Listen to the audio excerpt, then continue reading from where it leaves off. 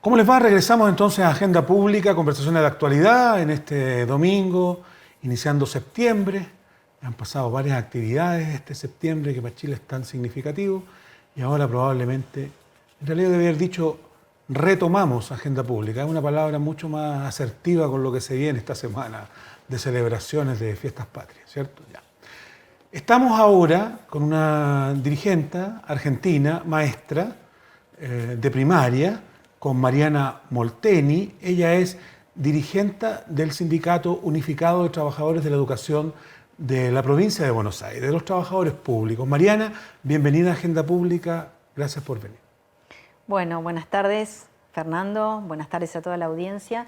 La verdad que muy feliz, muy contenta, en principio de conocer Santiago, que no conocía. No, en principio no, al mismo plano. Y también muy contenta de poder compartir con compañeros de Chile y de otras centrales una actividad que seguramente ahora vamos a conversar, que tiene que ver con un congreso de salud laboral. Y siempre, el intercambio entre compañeros y esa solidaridad, esa fraternidad de clase que fluye rápidamente, siempre es algo que reconforta el espíritu. Entremos entonces inmediatamente en materias. Se realizó en Santiago de Chile el martes pasado, el 10 de septiembre, el Congreso Internacional de Centrales Sindicales en Seguridad y Salud Laboral de Nuestra América, convocado por la Central Unitaria de Trabajadores, en que participaron representantes de 3 centrales argentinas. Ya nos vas a contar tú quiénes vinieron, también dirigentes de centrales sindicales de la CUT Colombia y de la CAT Perú, y por cierto de la CUT.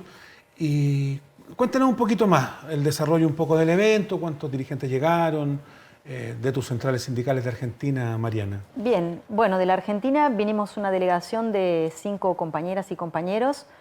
El compañero Alejandro Villegas, que es un compañero de la Federación Gráfica, y en representación de la CGT, que es la Confederación General de Trabajadores de la Educación, la central histórica de la Argentina. Después participó también el compañero Ramiro Fernández, que es de la CTA Autónoma, la Central de Trabajadores Autónomos, y por la CTA de los Trabajadores participó la compañera Lilian Capone, Pablo Borneo, que es aeronáutico, y quien les habla, Mariana, del SUTEBA, como bien me has presentado. Ustedes presentaron un poco la realidad de lo que se está viviendo en materias de salud laboral en Argentina y también en Buenos Aires, donde quizás a ti te corresponde también tu mayor trabajo sindical. Tú me comentabas antes que el Sindicato Unificado, el SUTEBA, tiene 100.000 afiliados y además ustedes participan de una confederación que tiene 400.000 afiliados. Cuéntanos un poquito de cómo es la estructura de tu organización sindical y el trabajo que tú desarrollas como encargada de salud laboral en el sindicato. Bueno, sí, el SUTEBA es un sindicato relativamente joven. Nosotros nacimos como sindicato unificado en el año 86, porque en realidad lo que teníamos era sindicatos nucleados por distrito.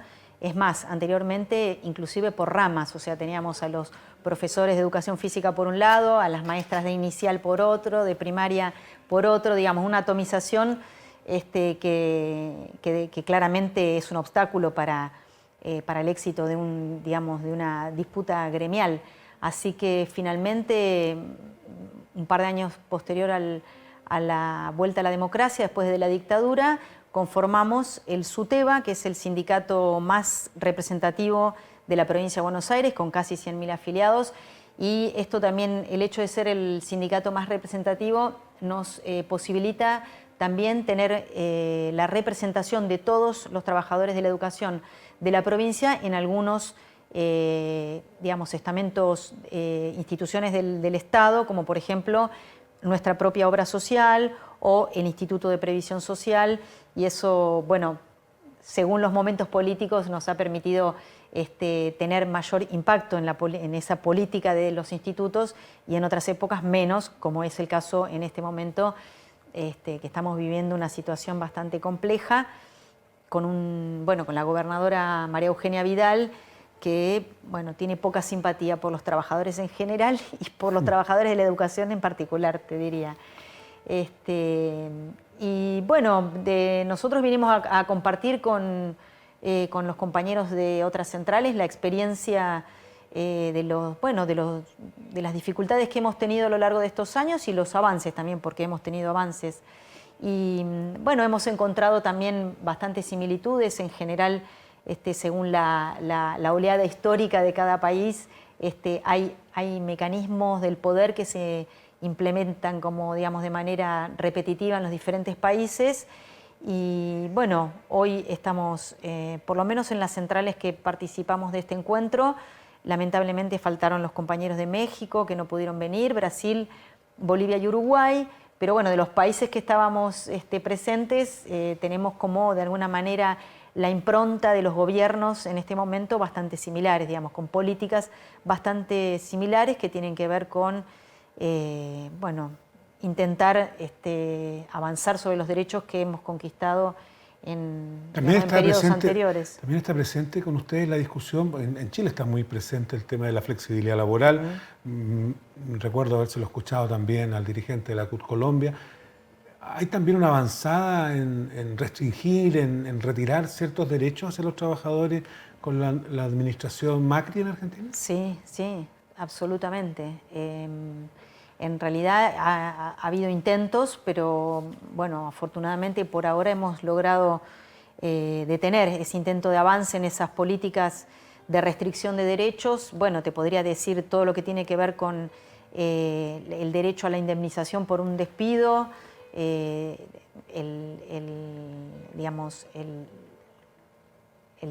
la cuestión de la jubilación, digamos.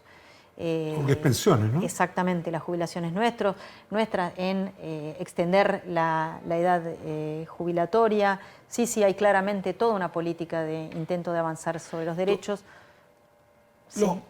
Tú representas al gremio de los profesores públicos. Así es. Que son en Buenos Aires, en tu sindicato, 100.000. ¿Hay algún otro sindicato grande de profesores? ¿Los privados, por ejemplo, están también asociados en algún otro sindicato? Sí, hay el SADOP, es el sindicato que agrupa a los docentes privados, pero bueno, son sindicatos más pequeños, y hay otros sindicatos, y una experiencia que para nosotros siempre seguimos pensando y lo afirmamos cada vez que podemos, digamos, el acierto estratégico de haber conformado en el año 2002 un frente que se llama Frente de Unidad Docente. Es decir, habemos 5 sindicatos en la provincia de Buenos Aires, nosotros somos el que tiene mayor afiliación, pero estamos en un frente con estos sindicatos, el resto de estos compañeros afiliados a otros sindicatos, que, digamos, cuando nos sentamos en una mesa paritaria, que dicho sea de paso, desde que gobierna la señora Vidal, no hemos logrado digamos, ni un solo acuerdo paritario en materia de salud y seguridad, y en derechos gremiales tampoco. Lo único que hemos podido, te diría, llegar a acuerdos algunos años con peleas que se han extendido hasta el mes de septiembre, por ejemplo, para finalmente acordar un salario. Pero el resto de las discusiones que tienen que ver con lo cotidiano de la vida de las trabajadoras y los trabajadores, no hemos podido avanzar absolutamente en nada. Tu contraparte de negociación ahí entonces es la gobernadora de la provincia, ¿no? Sí. Sí, la gobernadora provincial. Claro. ¿Y cuándo discuten con el Ministerio con el Ministerio de Educación? Lo que ocurre aquí en Chile con el Colegio de Profesores, que este año tuvo un paro bastante largo, de más de 50 días, es que la discusión se da directamente, se da a nivel de base con los sostenedores de cada colegio público, que son los municipios, pero también se va a nivel nacional con la ministra, en este caso, de Educación, que incluso ahora la van a llevar a una acusación constitucional, según dicen los acusadores, por haber pasado por encima de algunos artículos de la Constitución respecto a su servicio público. Bueno, nosotros no tenemos la educación municipalizada. Fue un intento en la época de Menem, en los años 90, con el gobierno de Menem, hubo un intento de municipalizar la educación, y ahí nos encontró nuevamente a los trabajadores y trabajadoras organizadas en la calle, y también fue un momento de mucha tensión que logramos, para nosotros, en nuestro criterio, era claramente plantear una asimetría, digamos, entre municipios ricos que pudieran sostener contra municipios pobres que no pudieran sostener la educación. Eso hubiera generado una inequidad no solo hacia nosotros como trabajadores y trabajadoras, sino en función de, digamos, de la calidad de educación que pudieran recibir nuestros alumnos. Quiero decir que aquí pasa algo similar. Aquí obviamente hay municipios que tienen muchos recursos. Sí. Aquí son llamados del barrio alto, en Santiago fundamentalmente, que tienen la posibilidad de administrar una educación pública con cierto grado de recursos, ¿no? Sin embargo, hay otros municipios que tiene que ser el Estado el que les esté inyectando permanentemente dinero. De hecho, la última ley de desmunicipalización dejó abierta la puerta para que aquellos municipios más adinerados se pudieran quedar con la educación pública, que pudieran mantener la educación municipalizada. Aquí la educación municipalizada está bastante por detrás de hoy día de la educación particular y particular, lo que se llamaba antiguamente particular subvencionada, que recibe subsidio del Estado, pero es administrada por privados. Ahora, yo te quería retrotraer también al tema que partimos conversando a propósito del Congreso, porque el Congreso trataba sobre seguridad y salud laboral en Chile, sobre prevención, pero sobre todo sobre salud laboral. Uno de los pilares de la salud laboral en Chile es la ley 16.744 sobre accidentes laborales y enfermedades profesionales. Esa ley establece que los empleadores, cada vez que establecen un contrato con un trabajador o trabajadora, deben pagar una cotización del 0,9% del total del salario del trabajador o trabajadora, y esa cotización la administran unas organizaciones que se suponen sin fines de lucro, que se llaman mutualidades u organismos administradores de la ley, del seguro de la ley. El seguro se llama seguro de incapacidad laboral y con ese seguro, que es una porra de plata, porque lo pagan todos los trabajadores, el 70% de los trabajadores en Chile hoy día están bajo algún régimen de contrato, los trabajadores informales han ido aumentando bastante, ya hay un 30% de trabajadores informales que no cotizan para el seguro, por tanto no tienen un sistema de salud laboral.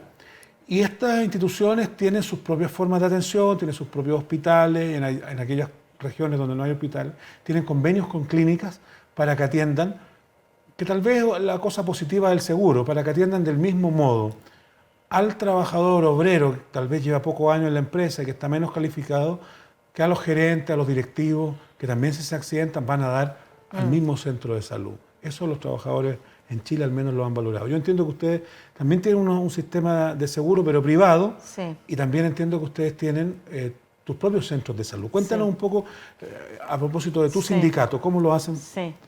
A morirnos de envidia. Si me permitís, quiero redondear un poquito lo que estábamos hablando, que tú me preguntaste. Por favor. Por el Ministerio, el Ministerio de Educación Nacional.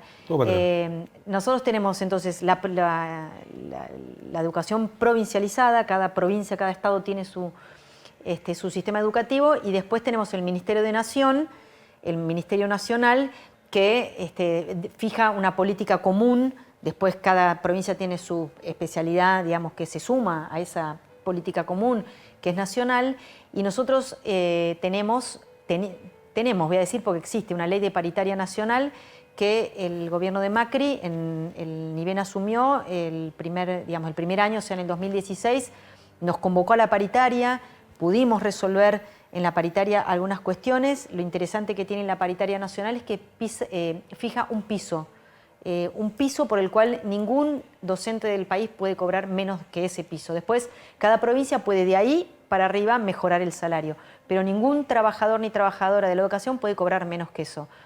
El primer año del gobierno de Macri tuvimos paritaria, el segundo también, y ya a partir del segundo año, directamente por decreto, voló la paritaria nacional.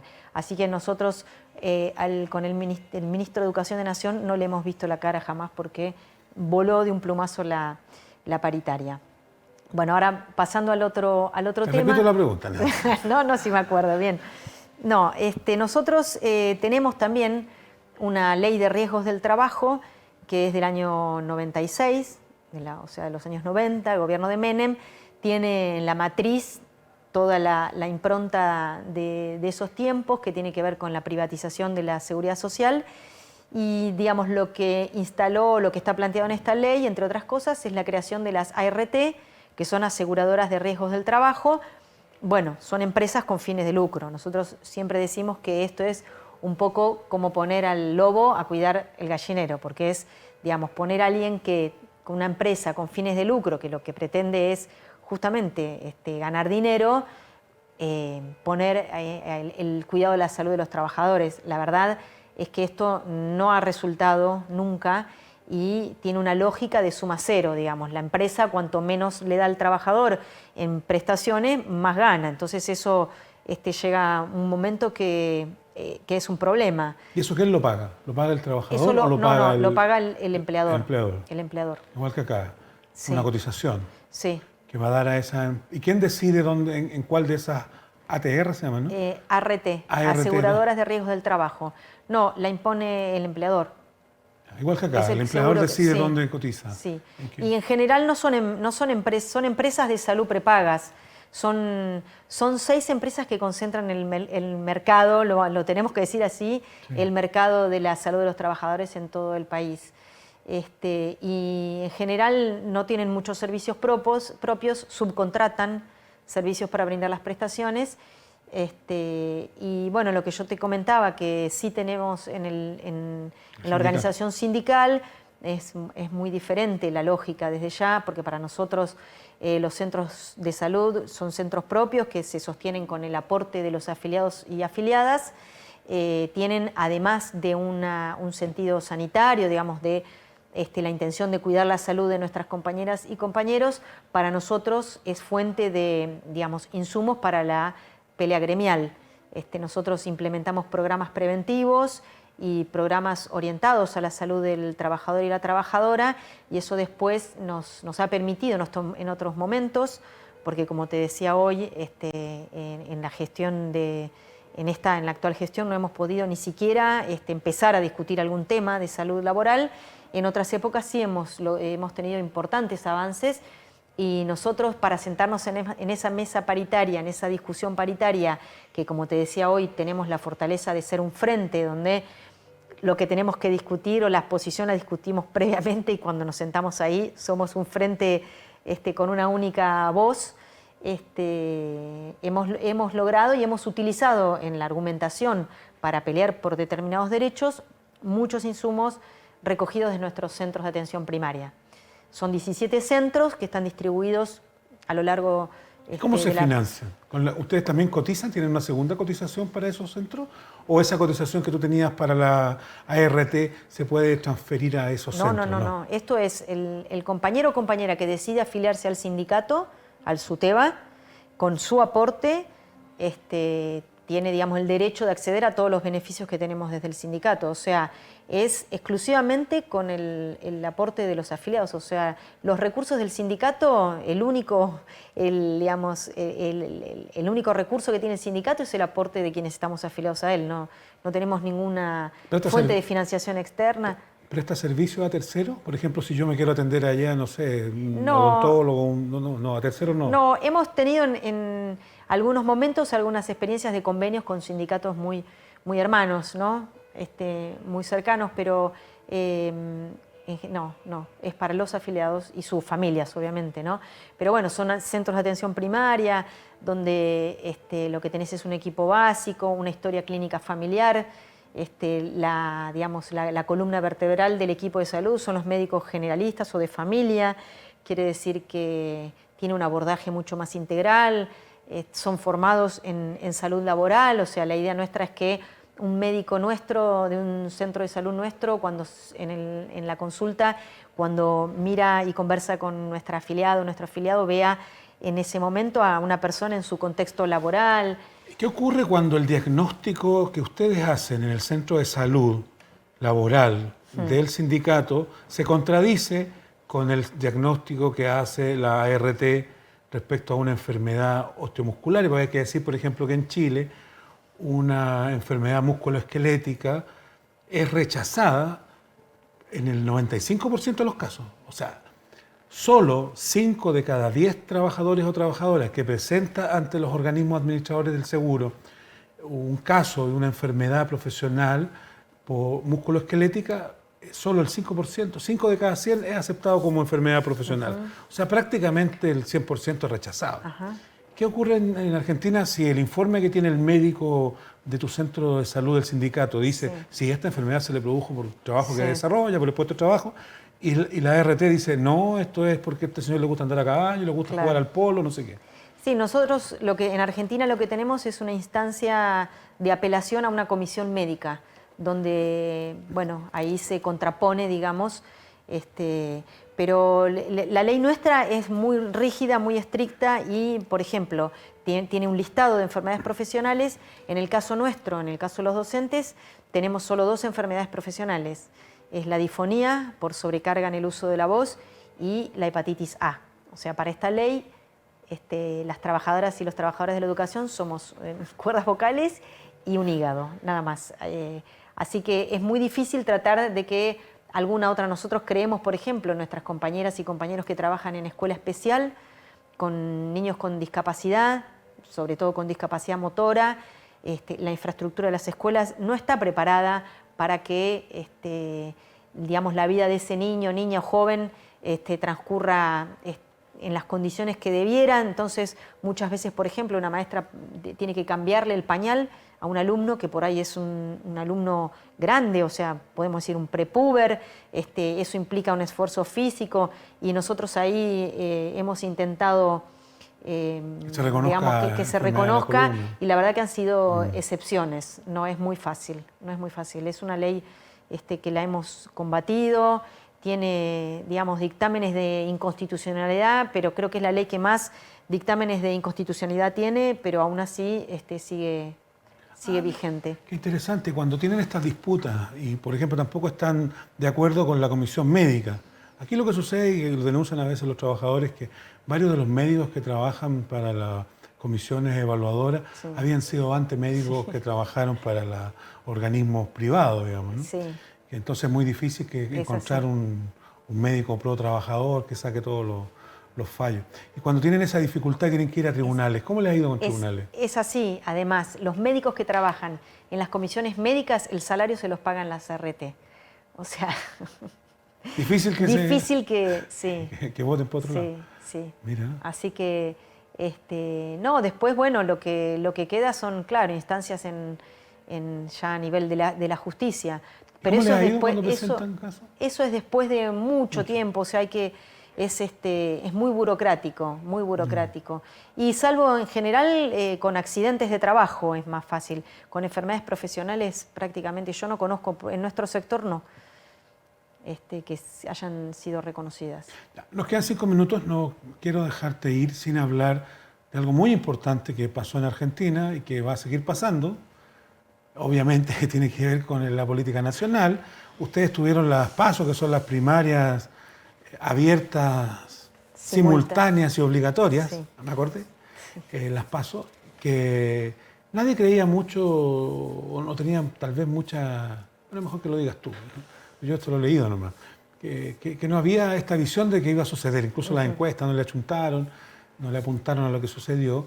Y el gobierno de Macri, que va o intenta una reelección, se desplomó, perdió en prácticamente todas las provincias y al otro día apareció prácticamente fuera del gobierno y de ahí ha seguido administrando un poco lo que puede, pero todo el mundo lo mira como que ya él ya no es el presidente y en realidad es Fernández, Alberto Fernández, que va en la dupla con Cristina Fernández de Kirchner. Y cuéntanos un poco más, cómo lo vieron ustedes, cómo vieron las PASO y cómo ven la elección del 27 de octubre, cómo se viene. Sí, bueno, tal como lo estás diciendo, el resultado sorprendió en un punto porque las encuestas decían otra cosa y porque, bueno, hay, la verdad que hay una concentración mediática impresionante en Buenos Aires, en Argentina, que, digamos, uno prende la televisión y parece que el mundo que muestra la televisión o el país que muestra la televisión claramente no es el país que uno vive, el ciudadano de a pie.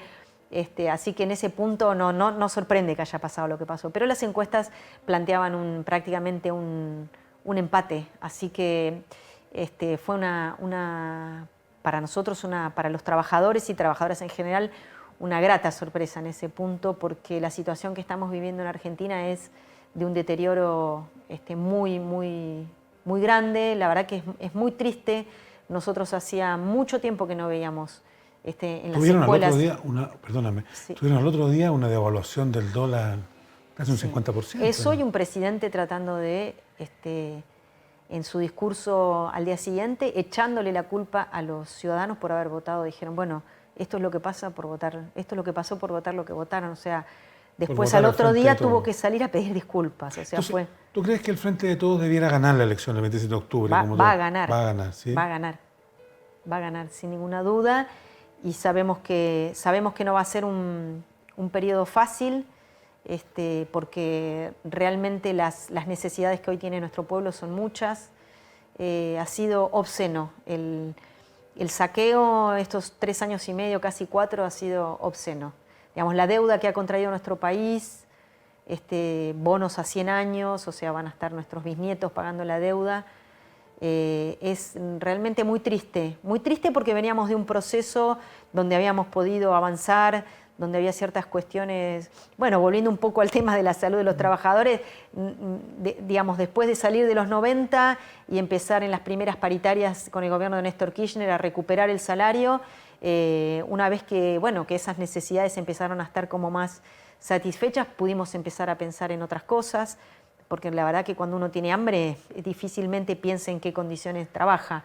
Ahora, cuando esas cuestiones se fueron acomodando, pudimos empezar a ver otras cosas, a discutir, y volver ahora otra vez al punto en el que estamos es muy triste, porque para algunos significa, bueno, a lo mejor recortar un poco, no viajar al exterior en las vacaciones, claro, o dejar de comprarse ropa, claro, pero para otra gente implica comer o no comer, y eso, bueno, para quienes trabajamos con la niñez es muy duro ver un niño con hambre. Mariana, nos queda un minuto. Te quiero consultar a propósito de las elecciones del 27 de octubre, que todo hace presagiar, ¿cierto?, que debiera ganar los FF, los Fernández y el Frente para Todos.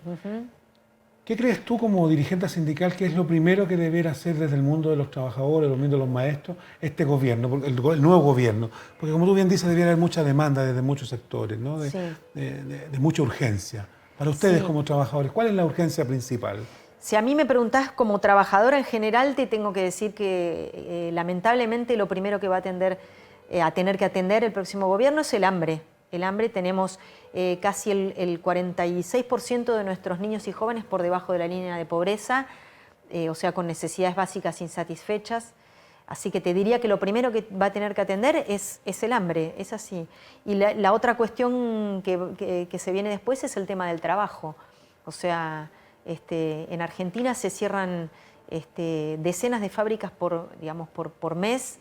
Es el nivel de desocupación, ya está alcanzando un 15%, tenemos un grado de trabajo informal rondando el 50%, o sea, el tema del trabajo es muy complicado. Así que te diría que esos son los desafíos.